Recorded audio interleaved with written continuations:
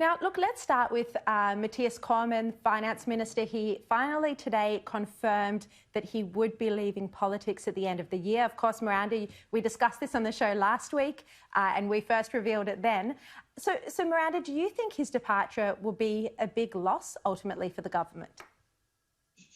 Oh, yes. I mean, he's been incredibly competent at what he's done, and he's, propped up some less than perfect treasurers in his time. He's prodigious work ethic and a good communicator. So, but I don't think it's really much of a surprise. You could tell his heart wasn't in it after the coup that didn't work of Peter Dutton that he supported. And I guess, he wasn't ever really on the ScoMo wagon, although he's obviously a very loyal Liberal Party person. And I'm sure that travelling from Perth every week is really wearing. He has a young family, and he'd have a very good future in private practice. Yeah. Dennis, now the discussion is, of course, turning to what other moves there will be in the reshuffle. Behind the scenes, some Liberals are urging Scott Morrison to shift Peter Dutton from Home Affairs and into the Defence portfolio. They argue this is a promotion, given the emphasis that the Prime Minister is now putting on defence in the context of China. What do you expect? Do you expect there will be some significant changes like this?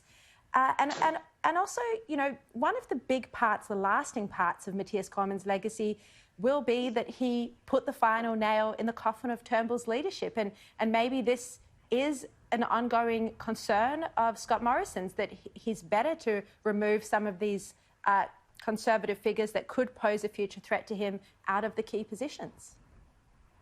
Well, Sharri, I think that the idea of having Peter Dutton as Defence Minister would be a very good idea. I think it would be a very good improvement on the current situation, and I think that it is ultimately where Peter Dutton should be directed into that wider, more senior role. I do tend to disagree a little bit with you and Miranda in that I think that part of Mathias Cormann's departure is a result of the unfair characterisation by Malcolm Turnbull of Mathias Cormann's involvement in the removal of Malcolm Turnbull. I have taken the view, as a number of others have, as for a long time, that Mathias Cormann, who has been looking at going since late last year, in fact it was quite formal towards the end of last year, Scott Morrison prevailed on him to remain. Then the budget was pushed back to October. So COVID-19 has actually delayed Mathias Cormann's resignation by a year. But I think that the attacks by Malcolm Turnbull on Mathias Cormann, when Mathias Cormann had been acting honourably, he'd been fulfilling the role of a deputy, which Julie Bishop had not, in informing Malcolm Turnbull he'd lost the support of the right. Now, Malcolm Turnbull also called a spill without telling Mathias Cormann, who was supposed to be looking after his right-wing numbers. So I think that Mathias Cormann will be a big hole for Scott Morrison to fill.